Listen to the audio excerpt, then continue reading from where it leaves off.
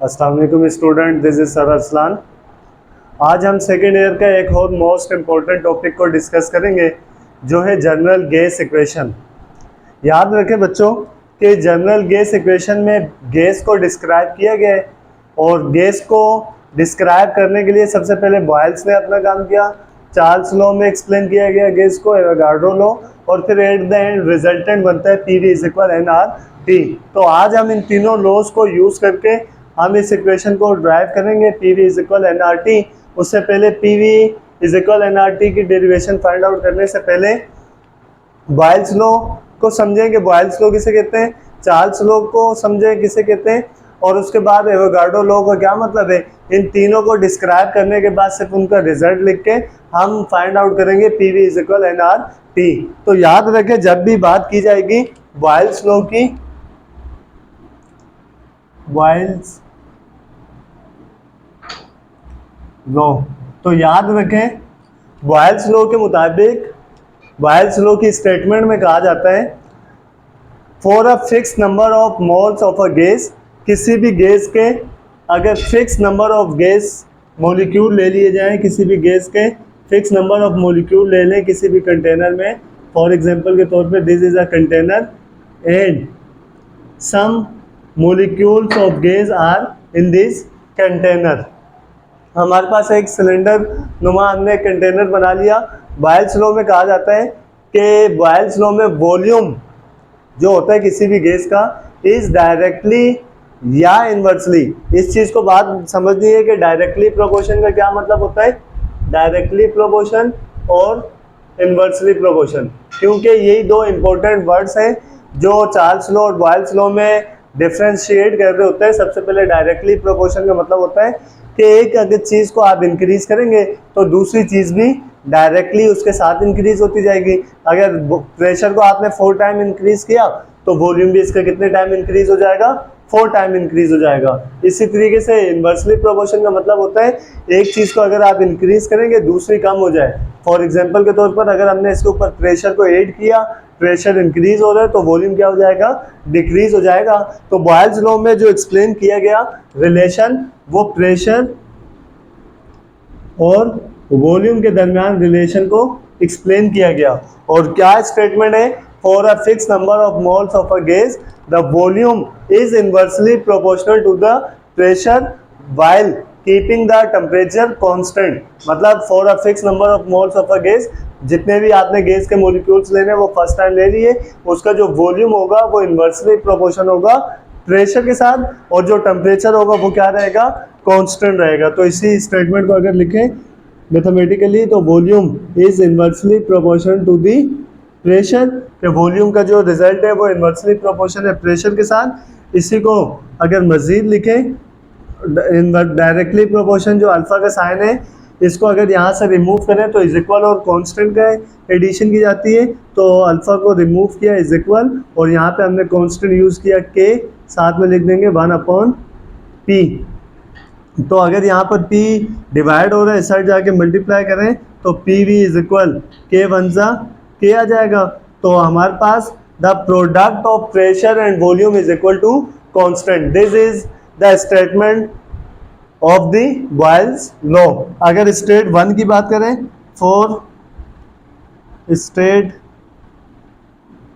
1, आप क्योंकि स्टेट्स हैं ये एक सिलेंडर मौजूद है, अगर इसी तरीके से दूसरा सिलेंडर ले लिया जाए, फॉर एग्जांपल के तौर पे यहाँ से लेके यहाँ तक का जो आपके पास डिस्टेंस है वो आपके पास है वॉल्यूम, और इसका इनिशियली कोई प्रेशर मौजूद है जो आपके पास है P फॉर स्टेट 1। अगर फर्स्ट स्टेट की बात करें तो क्या होगा, आपके पास सिलेंडर पहले बना लें, इसी तरीके से आपके पास गैस के मॉलिक्यूल इसके अंदर मौजूद हैं, मॉलिक्यूल्स मौजूद थे, लेकिन इस बार हमने प्रेशर को इसके ऊपर प्रेशर अप्लाई किया। प्रेशर अप्लाई करने की वजह से वॉल्यूम चेंज हो गई, तो वॉल्यूम चेंज हुआ, हमने उसको V1 कहा। इसी तरीके से प्रेशर के अंदर भी कुछ चेंजिंग आई है तो उसको क्या कहा जाएगा, P1 कहा जाएगा। तो क्या बनेगी स्टेटमेंट, इसी तरीके से आपके पास कंडीशन बन जाएगी P1 V1 इज इक्वल के। अगर इसी को मजीद एक और सिलेंडर लिया जाए उसमें भी इसी तरीके से प्रेशर को या तो रिमूव कर दें, बिल्कुल प्रेशर को ख़त्म कर दें, वही गैस के मॉलिक्यूल है। अब आपके पास वॉल्यूम जो है मजीद चेंज हो जाएगा, ये आपके पास V2, और अब इसका जो सिलेंडर का आपके पास पिस्टन का जो प्रेशर होगा वो आपके पास क्या आ जाएगा, P2। तो फॉर स्टेट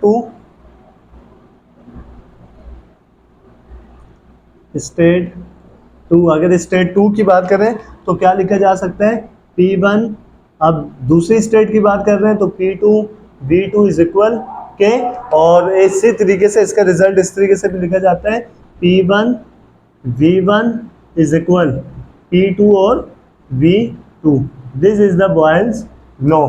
इसी तरीके से मजीद आगे अगर कंटिन्यू करें, सेकंड होता है हमारे पास चार्ल्स लॉ। अब चार्ल्स लॉ में किस चीज को डिस्क्राइब किया गया है, याद रखें स्टार्ट में बताया था आपको कि बॉयल्स लॉ हो, चार्ल्स लॉ या एवोगाड्रो लॉ, उसमें गैस को एक्सप्लेन किया गया है। और चार्ल्स लॉ में जो दो पैरामीटर्स को यूज किए गए वो आपके पास है temperature and volume. In the Charles law the temperature and volume relation is describe.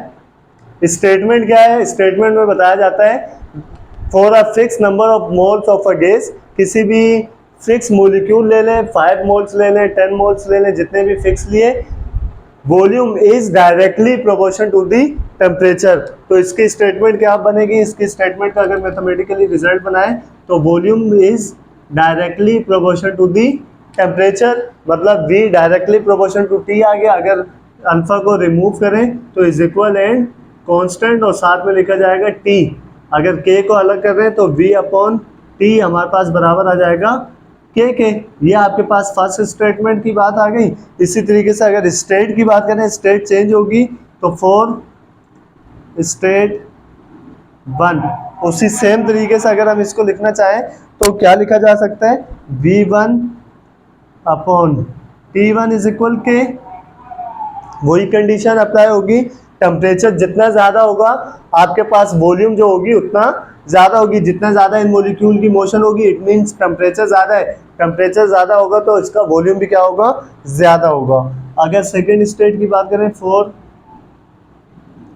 State 2, second state के लिए क्या लिखा जा सकता है, V1 अपॉन, अब सेकेंड है तो आपके पास क्या आ जाएगा, V2 upon T2 is equal के। और इसको इस तरह भी लिखा जा सकता है, V1 upon T1 is equal V2 divide by T2। ये आपके पास आ गया चार्ल्स लॉ का रिजल्ट। इसी तरीके से अगर लास्ट एवोगाड्रो लॉ को लिखे,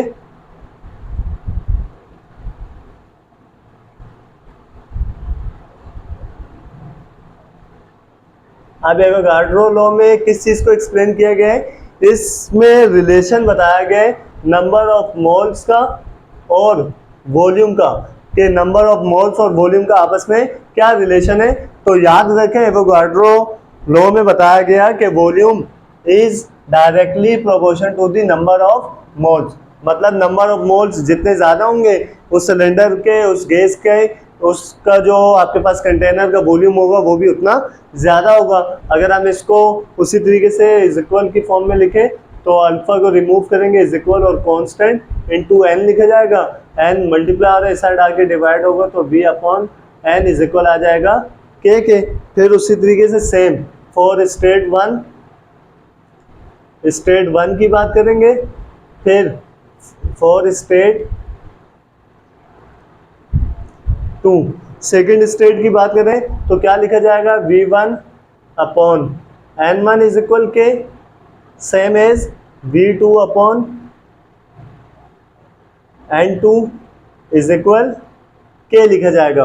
और अगर हम इसको कंबाइन करके लिखें फाइनल रिजल्ट तो क्या लिखा जा सकता है, V1 upon N1 is equal V2 upon N2। This is the statement और equation for the Avogadro law. Last में बात करेंगे जनरल गैस इक्वेशन की, मतलब हमें प्रूफ करना है PV इज इक्वल nRT। तो उसमें तीनों लॉज को हमने कंबाइन करना है। बॉयल्स लॉ की स्टेटमेंट को फॉर एग्जांपल के तौर पे इक्वेशन नंबर 1 का नेम दें, और इसकी स्टेटमेंट को इक्वेशन नंबर 2 का नेम दें चार्ल्स लॉ की, और जो एवोगाड्रो लॉ है उसकी स्टेटमेंट को अगर हम इक्वेशन नंबर 3 का नेम दें, और यहीं से स्टार्ट करें बाय कंपेयरिंग इक्वेशन 1, 2 एंड 3, तीनों इक्वेशंस को अगर हम कंबाइन करके लिखने की कोशिश करें तो क्या लिखा जा सकता है? वहां पर आपके पास क्या मौजूद है? v is inversely proportion. देखें तमाम की लेफ्ट हैंड साइड जो है वो आपके पास है सेम, तो एक दफा लिखा गया, अल्फा का साइन इसमें भी मौजूद है, इसमें भी और इसमें भी मौजूद है, वन टाइम लिखा, साथ में क्या लिखा जाएगा? 1/p इंटू यहाँ पर क्या मौजूद है? t, और साथ में आपके पास n मौजूद है। अगर हम इसको कंबाइन करके सही तरीके से अरेंज करके लिखें तो क्या लिखा जा सकता है? nt/p लिखा जा सकता है, और p यहाँ डिवाइड हो रहा है, उस साइड जाके मल्टीप्लाई अगर करें तो p भी अल्फा इंटू n t आ गया। और जब भी हम अल्फा को रिमूव करते हैं तो इज इक्वल और कांस्टेंट यूज करते हैं, तो आपके पास क्या आ जाएगा? p भी is equal n r t, and there is the r is the general gauge constant and the value is 8.313. This is the value for the general gauge constant. तो आज की वीडियो में हमने बॉयल्स लॉ, चार्ल्स लॉ और Avogadro law को explain किया, और at the end हमने इक्वेशन को ड्राइव किया, P V is equal N R T. I hope this is good for you. Take care of yourself. अल्लाह हाफिज़।